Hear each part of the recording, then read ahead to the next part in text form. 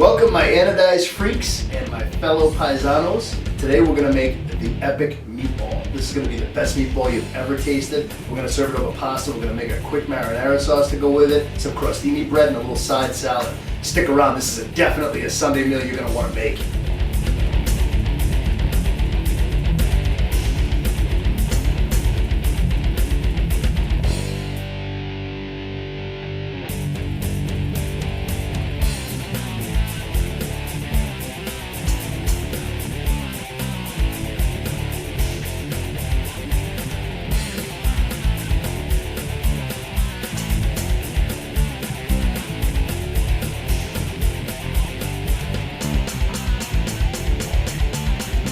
Get right into these meatballs. We are going to take, let's run through the ingredients first.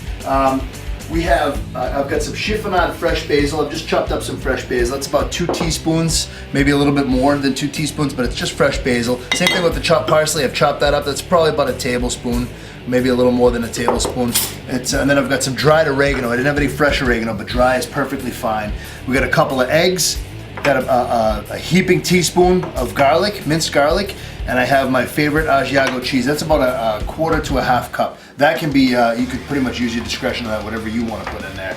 And then I've got about 8 slices of regular bread. I do half and half. I like the whole grain wheat, and I got some white, and that's just standard sliced bread. And I just diced it up into about a quarter to a half inch dice.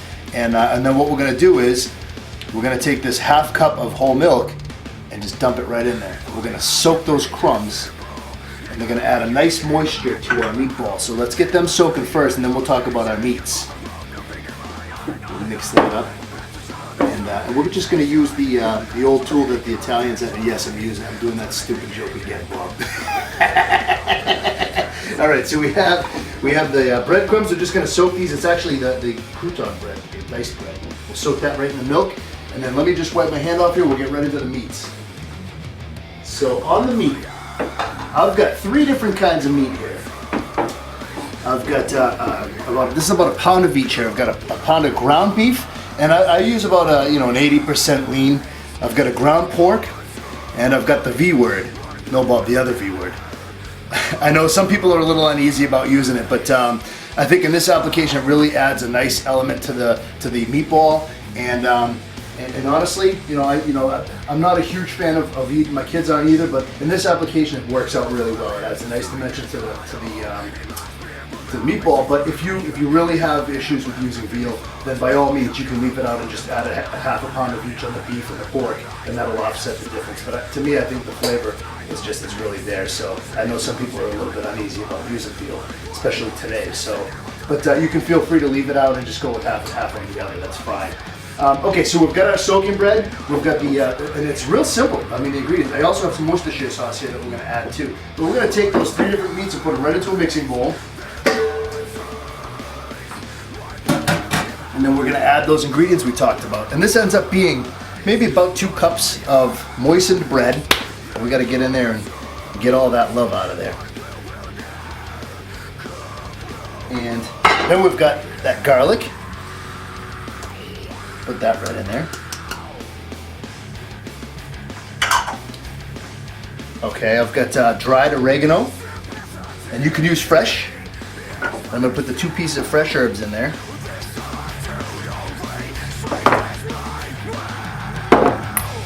And my Asiago cheese, phenomenal. And then the 2 eggs. Now I'm going to crack the 2 eggs on the side into a separate container. And why am I going to do that? I'm going to do that because sometimes you get a shell in there. And the last thing you want to have happen is that shell to end up into the meatballs. So just put it in a separate container. Make sure we got the all clear, and you go right into the bowl. Oh, see this? The shell right there. Bang. And this gives you the opportunity to pull it out before it ends up in the mix. So now we got it. Take it right out of there, and we're good. And now we're going to get right in there and down and dirty. There's only one way to do this. But be careful, because when you're mixing this, you don't want to over mix it, because you'll start to break down the fibers of the meat too. You want to keep it kind of wholesome, I guess is a good word to use. You want to keep it so the meat is some of the ground meat still stays intact. You know, you don't want to over mix too much because then the meat gets kind of chewy, it gets really tough. So you want to try to keep it, just mix it so everything is together. And an old recipe that I used to use, we used to make these little meatloaf balls. We used to put ketchup in them and everything, you know, all kinds of strong flavors. But really, all I want to do is, and I'm actually going to add, I forgot about the Worcestershire, I'm going to add just about a dash of Worcestershire, maybe a heavy dash, a little bit more than. Add that right in there too. And one good way to tell if all the flavors are there is to give it a whiff. Now notice I haven't added any salt yet because the last ingredient I'm going to add is my edge, or you could use try-mix or just straight up salt. But if you smell the mixture, you can smell all of the different flavors in there. You can smell the garlic, you can smell the basil, you can smell the cheese. But so now I'm going to add a little bit of edge, and I'm going to say probably about a tablespoon and a half maybe at most. We'll mix that in, and then once I rinse my hands off, now see, that's about how much you want to mix it. You don't want to keep going because, like I said, you don't want to break it all down. So now what we're going to do here is we're going to go ahead, wash our hands again, and we're going to portion them out. All right, so I have an ice cream scoop here. It's about a 3-ounce ice cream scoop. If you don't have an ice cream scoop, you can actually just kind of scoop it out with your hand and measure it to be about this size because we're going to roll them in our hands again anyway. So I'm going to show you about the size you want to do. And these are going to be nice big meatballs. These are going to be the ones you definitely have to eat with a fork. Maybe even a knife. So I'm going to take it out, and that's about 3 to 3.5 ounces. And again, you don't want to overwork it, so we're just going to basically take the edges off to make it nice and round, and they're going to be about that size. So take that ice cream scoop, and we should probably net out of all this. This would be probably more like a 4-ounce meatball, but we should probably net about 10 meatballs out of this with all the ingredients in there, because I'm making them a little bit heaping. So. I'm a big fan of these meatballs. And it's real simple. The greatest thing is there's not that many ingredients in it, but yet it's still such a phenomenal dish. And this is definitely one, like I said, you want to try making it at home on a Sunday. You know, bringing this out, nice warm hearty meal. So we're just going to keep rolling out the rest of these, and then we'll pop them in the oven.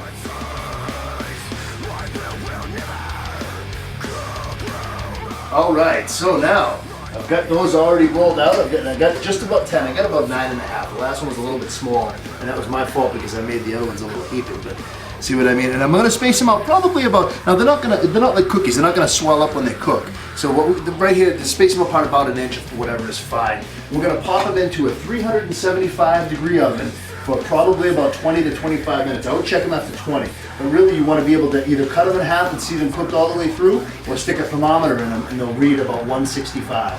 So we're going to pop these in the oven, and then we'll move right into the next segment. All right, so the next section here is going to be the sauce. We're going to do a very simple marinara sauce. It's not anything fancy either. We're going to try to keep this as clean as possible. We don't have 1,000 ingredients. Try to keep it nice and easy. So I've got a small saucepan here. And I'm just going to fire this up. And what we're going to do first is I'm going to add a little bit of olive oil, probably about a tablespoon, to the bottom of this pan. And we're going to saute up some minced onion that I have here. And I've got probably just under a cup. I would say probably 3/4 of a cup, maybe a little more than 3/4 of a cup of onion. Once we get that oil hot, we'll throw that in there. Nice teaspoon and a half, I'd say. Maybe 2 teaspoons of minced garlic. Then I have some fresh minced basil. I would say probably about 2 teaspoons. And then another teaspoon of the dried oregano again. And what we'll do is we'll saute up the onions and the garlic, and then we're going to flash it with a little bit of red wine, and we'll add the spices, the herbs, and then we'll throw the tomatoes right in there and we're good to go. Now I've got a 1 can of San Marzano peeled tomatoes, and I've taken the liberty to chop them up ahead, so they're not the whole tomatoes. I've actually broken them up a little bit. So let's see what this is all about here. We're going to add the onions right into the saucepan here. We're going to let them sweat down just a little bit, and we'll add our garlic. 2 of my favorite scents in the kitchen is garlic and onion sauteing. And I think the Big Candle Company should make that scent in the candles. So let's just go ahead and knock this down just a little bit to get that essence of that onion and the garlic right out into that oil. So what we'll do now is, See, that's coming right together. We're only making enough just for us, so I'm gonna go ahead and I'll take our featured wine today, and I'm just gonna add about a half a cup of red wine. We'll put that down. This happens to be a really nice Syrah. We'll talk about that later.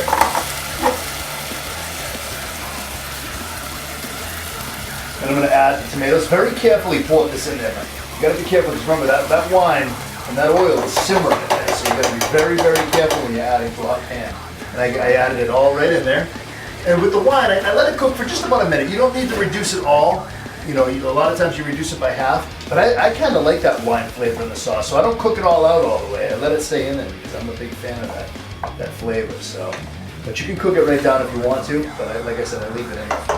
Then we'll add our herbs. Got the basil, got the oregano.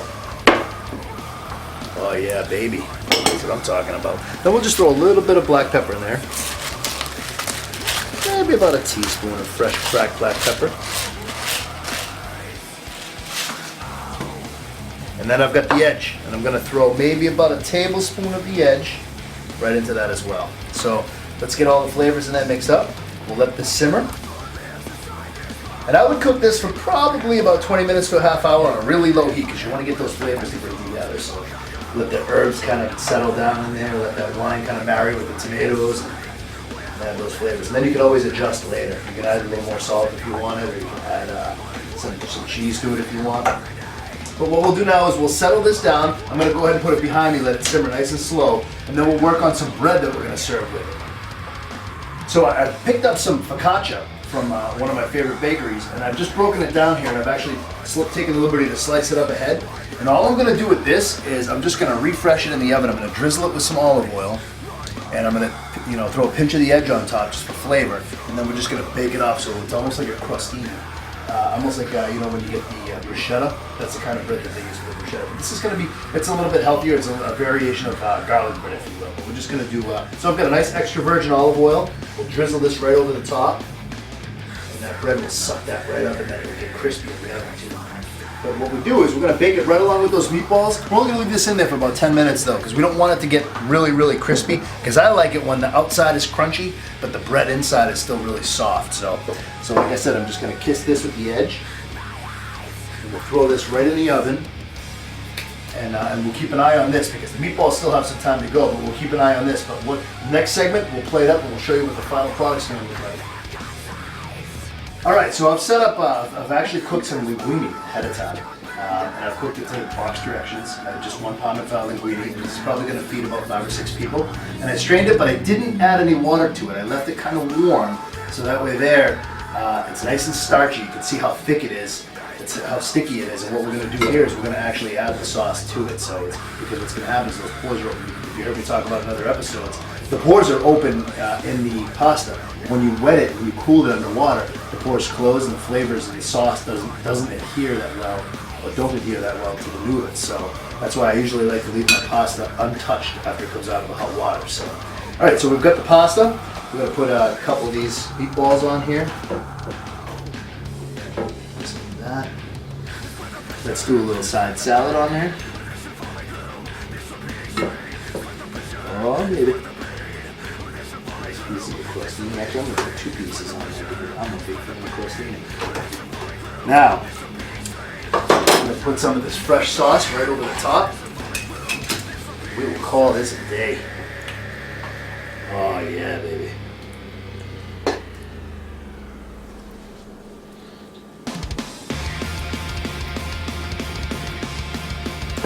Put that meatball right up on top.